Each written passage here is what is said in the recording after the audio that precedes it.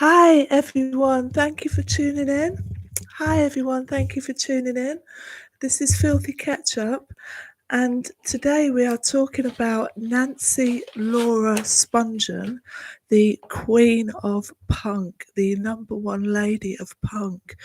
We are talking about the tragic death of Nancy Laura Spungen when she was 20. She was the muse and inspiration of Courtney Love, Kurt Cobain, and topic of heated debate for decades as to whether her death was a murder or a suicide pact with Sid Vicious. Today, we unravel the life and death of the world's most famous groupie, Nancy Spungen. So come on in and let's begin. What happened in room 100 of the Chelsea Hotel that night? And were both Sid and Nancy murdered? There's a very strong possibility that both Nancy Spungen and Sid Vicious, aka John Simon Ritchie, were both murdered, and I'll explain why in a minute. Let's get into the life of Nancy Spungen. Let me just check. That's okay. I thought I had lipstick on my teeth. So come on in and let's begin. Today we are, as I said, I'm going to take you through the life of Nancy Spungen, and then we are going to discuss why her and John Simon Ritchie were the victims of murder, not a suicide pact. It's a common assumption that Nancy was murdered by Sid Vicious and then Sid Vicious died of an overdose. I don't actually think that's the case. I've studied this case in great detail, and I believe that both Sid and Nancy were murdered. Okay, so let's get into the case. Nancy Laura Spungen was born on February the 27th, 1958, in Mainline, Philadelphia. She came from a very affluent Jewish family. Her family were very rich. She lived in a huge house in Mainline, which is a big contrast to the life of Sid Vicious. Sid Vicious was brought up, moved from pillar to post and lived in a cold water flat in Drury Lane with no hot water and no running water. In contrast to this, Nancy Spungen grew up in a very, very rich family indeed. She was very privileged. But her birth, her life was problematic and traumatic from the very beginning. Her birth was traumatic. She was almost choked to death by the umbilical cord.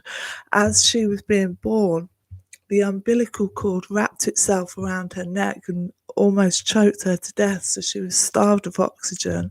Her brain was starved of oxygen, and she also had jaundice and dangerously high blood pressure.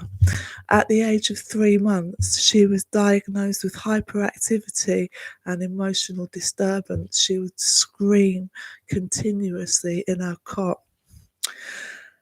At just 3 months old, you've got to understand, Nancy was born in 1958. This would never happen now. But from the age of 3 months old, Nancy was prescribed sedatives. Throughout her early childhood, there are constant references to her being prescribed sedatives, tranquilizers, Ritalin, because she was later diagnosed with hyperactivity. And there's a very strong correlation between the medication of children and addiction. Sid Vicious, John Simon Ritchie, was also prescribed Ritalin and drugs for ADD and hyperactivity in his very early childhood. Courtney Love and Kurt Cobain were both prescribed Ritalin for hyperactivity when they were about 7 or 8 years old, and famously they both grew up to be heroin addicts, as did Nancy Spungen and Sid Vicious. When you medicate children, the chances of their becoming an injection-dependent substance using addict goes up by 4,600%. So the correlation between medicating children and addiction is very, very strong. And this was the case with Nancy Spungen. She was prescribed sedatives at first at 3 months old, and later she became really, really hyperactive. She was diagnosed with emotional disturbance. She was overly restless. She would have huge tantrums. She would rip her own hair out. She would claw her face. She would, assault her mum. She would continue. And Deborah Spungen cashed in on a book about her famous daughter called I Don't Want to Live This Life. And in that book, she describes how she was constantly assaulted by Nancy. Nancy went for her with scissors. She would throw herself down the stairs. She actually tortured the family cat as well, or several of the family cats, I should say, by putting them in pillowcases and throwing them over the stairs. She would also bury them alive in the garden and hang them from string, and she was also a self-harmer. Now, at the age of 2, she would assault her mother, and as I said, she was diagnosed with emotional disturbance. At just 3, she was again prescribed tranquilizers. She was prescribed benzodiazepines, she was prescribed Ritalin, and she was prescribed heavy, heavy drugs. When she was 11, she discovered rock music. Rock music would become Nancy's biggest passion. She absolutely loved rock music. That would become her life's passion.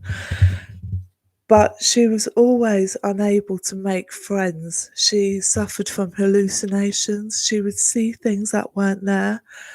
She would hear things that weren't there. And she would pull her hair out. Hair pulling or trichotillomania, as it's known, is a well-known symptom of severe depression, anxiety and emotional disturbance. Ripping your own hair out or pulling your eyelashes out is called trichotillomania, and that is always a symptom of severe disturbance. She would attack her babysitters with scissors, so nobody wanted to babysit her.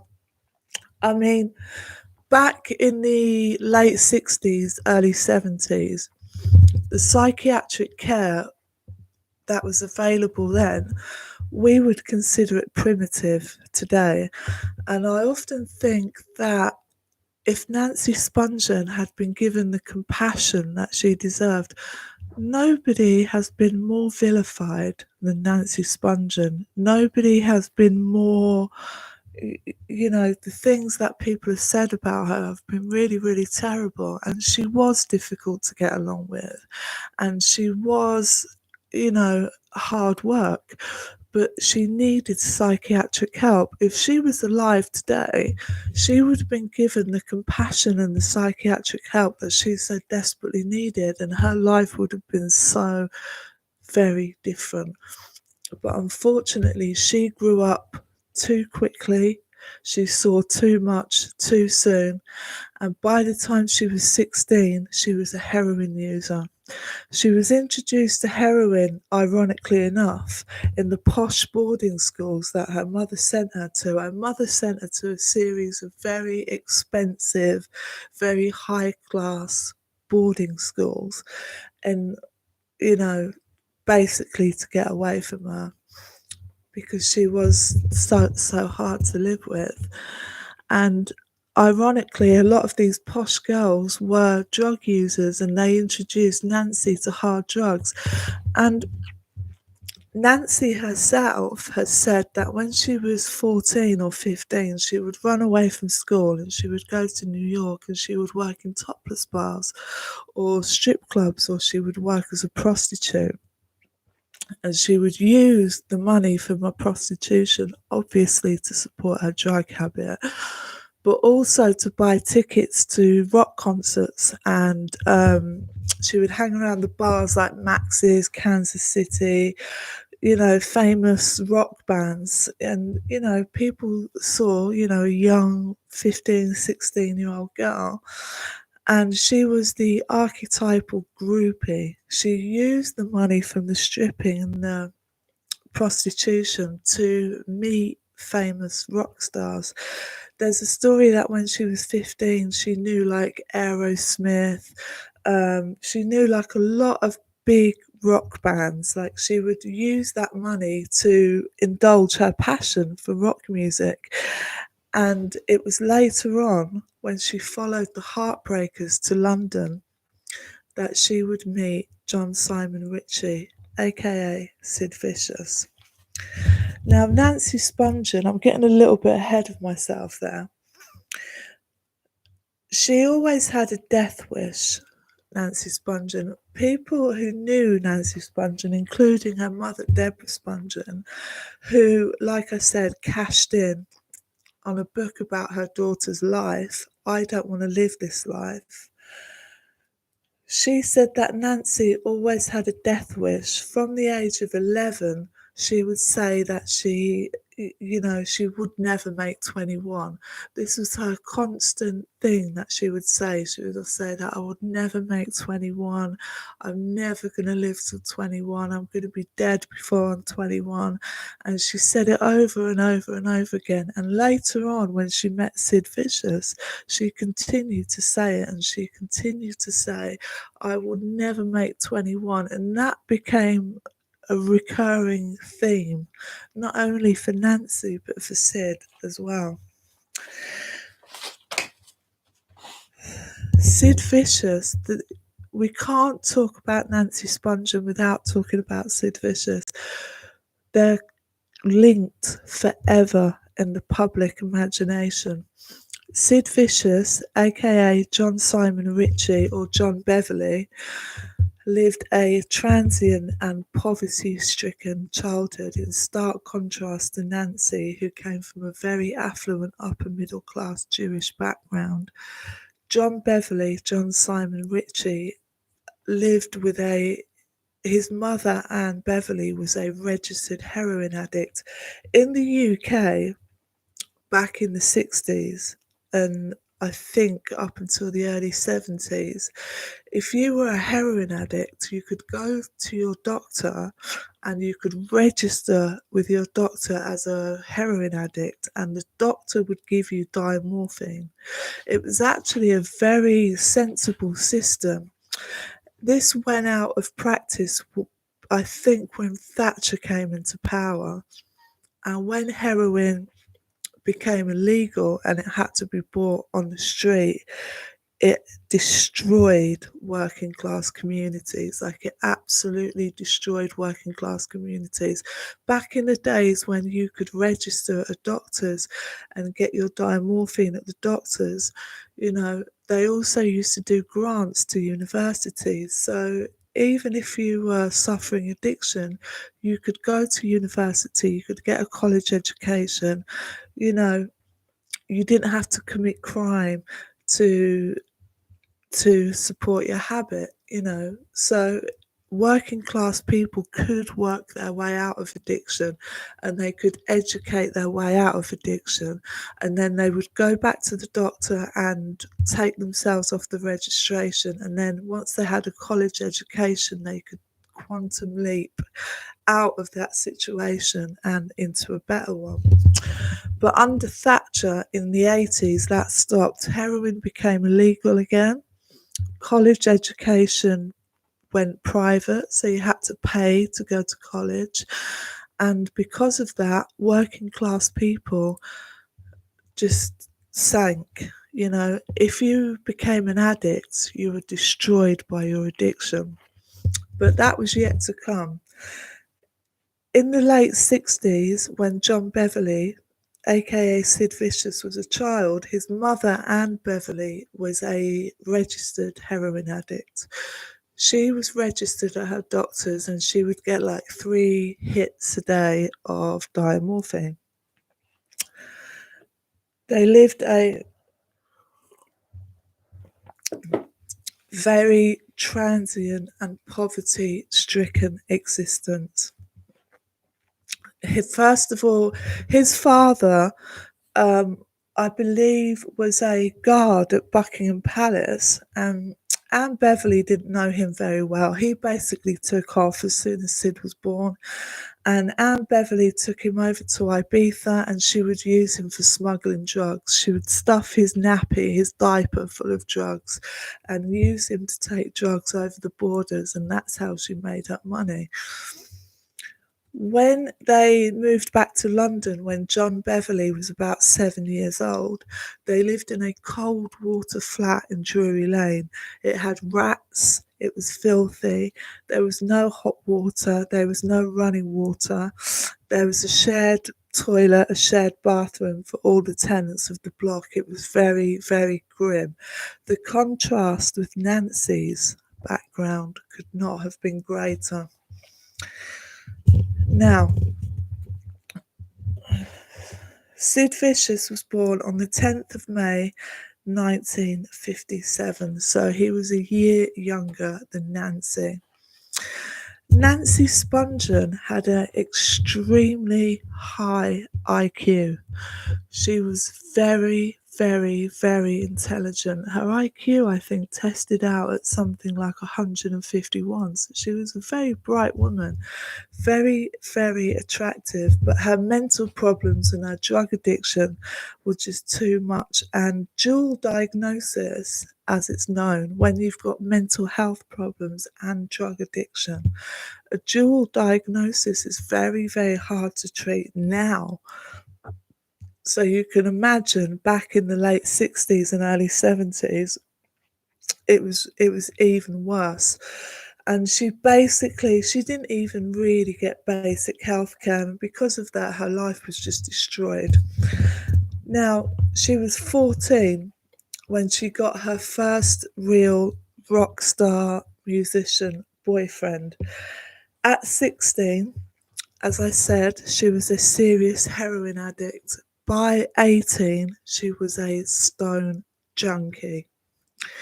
Even the mental hospital in New York, I think it was Bellevue, kicked her out because she was too disturbed. I mean, to get kicked out of a place like Bellevue is really, really hard. Now, let's jump forward to that room 100 in the Chelsea Hotel. Quick timeline. The Sex Pistols had broken up. Sid and Nancy had been together for just over a year, and coming up to 2 years. Sid was not in a band anymore. They decided to go back to New York, and Nancy said, let's go back to New York. We can get on a methadone script. You know, you can play at Max's Kansas City. You know, we'll get gigs. Let's go back there. So Sid was like, yeah, okay, let's try New York. They come back to New York, and on the 12th of October 1978 was the tragic night in the early hours of the morning that Nancy Spungen would lose her life. Now, the night that Nancy Spungen died, Sid had taken 30 Tunal capsules. Tunal capsules are extremely strong sedative. To take 30 Tunal capsules, you would be incapable of doing anything, and there was people in and out of that room all night. But on that night, Nancy and Sid were desperately trying to score heroin. They had thousands of pounds in cash. They had just been given a cash advance by Sid's. It was like a payment in advance for a gig that Sid was supposed to play. And he had been given a cash advance, so they had thousands and thousands of dollars in cash in their room. Nancy and Sid were desperately trying to score heroin. They could not score heroin. They got some tunals. They took some tunals. Nancy only took about 1 or 2 tunals, but Sid took 30 because, he was sick. It's very difficult, I think, for people to comprehend or understand the dynamic between two people who are heroin addicts who are in a relationship. No matter how much you love each other, that all goes out the window as soon as there's drugs involved. As soon as there's drugs involved, people can get hurt. If there's just one bag of heroin and you both need that one bag of heroin to get well because you're sick, people can get hurt. And that night, Sid and Nancy had a fight because they were desperate to score heroin and they couldn't. So they were fighting. Sid took 30 tunals and basically checked out. The statements of people that were in and out of that room that night all testified to the fact that Sid was lying face down on the bed. In the police reports later on, 6 names of people who lived in the Chelsea hotel were blacked out. As far as the police were concerned, it was a smoking gun case. They got there, there was a dead girl, there was a man in the room, there was a knife on the suitcase. As far as they were concerned, it was a cut and dried case. They didn't really care anyway because it was just a couple of junkies. They had to slap Sid around, for 20 minutes and throw cold water on him to get him conscious, but it didn't matter. He was in the room, and that was it. They dragged him out, and as far as they were concerned, it was case closed. And later on, when Sid Vicious died of an overdose, they were like, boom, that's Andy, that's tidy, that's it. As far as they were concerned, it was an open and shut case. One murder by Sid Vicious and then one overdose. Who cares? But as I will demonstrate now, it's not as simple as that.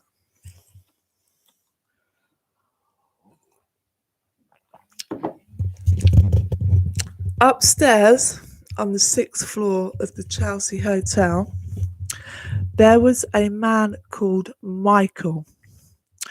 Michael, on the next day of the 12th of October, the day after Nancy died, turned up at a friend's with thousands of dollars in cash, laughing and boasting that he was the one who stabbed Nancy. There was also a methadone addict and a known police informant called Rockets Redclare, who was in and out of that room all night because Sid and Nancy were begging him to score for them. In the police report, as I've said, 6 names were blacked out. When Sid woke up in the early hours of the morning, he went into the bathroom and Nancy was kneeling on the floor bleeding, and she said to him that she'd cut her stomach. And he washed the blood off, and then he said, "Oh, are you okay? Let me go and get your methadone." He then goes to the Spring Street methadone clinic, which opened at 6 a.m. on the morning of 12th of October 1978. Sid wakes up about 5 o'clock in the morning. Nancy is kneeling on the floor in the bathroom in room 100. He says, "What's the matter?" She said, "I've cut my I don't actually know. I'd love to know what the exact words were, but I don't know what the exact words were. He said he washed a bit of blood off her stomach. She wasn't bleeding heavily. And then he goes to the Spring Street methadone clinic to get her methadone. When he got back, he fell asleep. He was woken up by police throwing water on him and slapping him in the face, and Nancy was dead. A Jaguar K11 hunting knife was wiped clean of fingerprints and put on a suitcase next to the door. A Jaguar K11 hunting knife has a blade that's about this long, about that long. It's not a big knife. The wound to Nancy Spungen's abdomen was just here, just there, just below the belly button, and it was a shallow cut. It was quite a shallow wound, and it would have taken about 5 to 6 hours for her to bleed out, which begs the question, why didn't she leave the room and go to get help? Why did she choose to go into the bathroom of room 100 and slowly bleed out over the course of 5 or 6 hours? I can only surmise was that it could have been her death wish that she'd always had since she was a young teenager. She could have not known how seriously she was injured. We know she had taken sedatives. We know she had taken Tunol. So it's entirely possible that she actually didn't know how badly she was injured and that she would die from it. And by the time she realised, it was too late for her to stand up or call for help. Back in those days, this was 1978. People didn't have cell phones back then. She would have had to have walked down 7 flights of stairs and then asked the night manager, to use a payphone. And then, perhaps by the time she realised the trouble she was in, it was just too late for her. So she stayed under the sink in the bathroom of room 100. And then Sid gets back with the methadone, gives her a methadone and falls to sleep. He's woken up by the police. Now, when Sid was taken into custody, he gave several contradictory statements. He said he didn't know what was happening. Then he admitted to doing it. But I think he admitted to doing it because he was frightened that he had done it, not because he had. For the record, I don't believe that Sid killed Nancy. I don't believe that. There was people in and out of that room all night. They had thousands of dollars in cash, which was missing. The money was missing from the room when the police got there. The K11 hunting knife that had been used to stab Nancy was wiped clean of prints and put tidily on top of a suitcase by the door. Sid was in no condition. He couldn't even open his eyes. He was in no condition to stab someone to death. I don't believe that that was the case. Now, Sid died in February of 1979, almost just a few months after Nancy died. His mother later said that they had a suicide pact between them, and she believed that it was a suicide pact, that Nancy had stabbed herself and then later Sid had overdosed. But when Sid died, let's put it this way. When Sid was in Rikers Island, and by the way, a 20-year-old kid who's confused, who's scared, who's going through heroin withdrawal, was sentenced to Rikers Island by an American judge. I mean, whoever that judge is, I hope he's burning in hell right now, because to sentence Sid to Rikers Island was just, just so callous, just so wrong. Sid was attacked nearly every single day in Rikers Island. He was raped. He suffered really, really terrible assaults in that prison. He should never ever have been sent there. But he was assigned by Virgin Records an excellent lawyer by the name of James Merberg.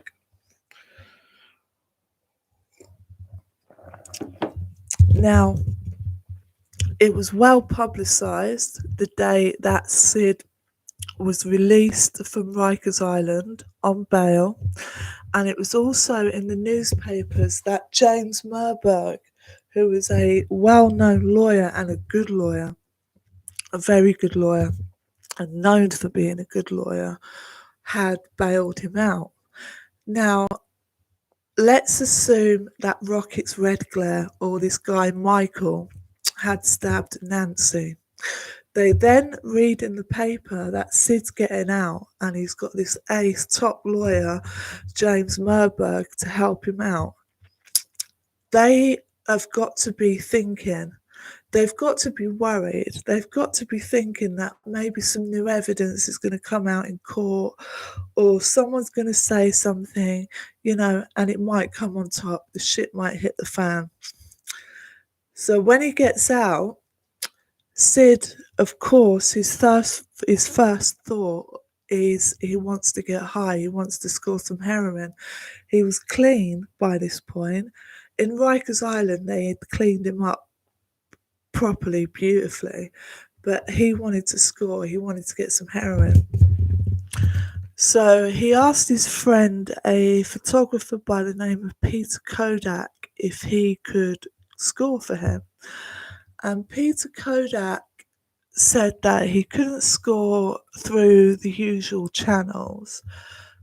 But a woman that he didn't know called him and said, "Are you looking to get something?"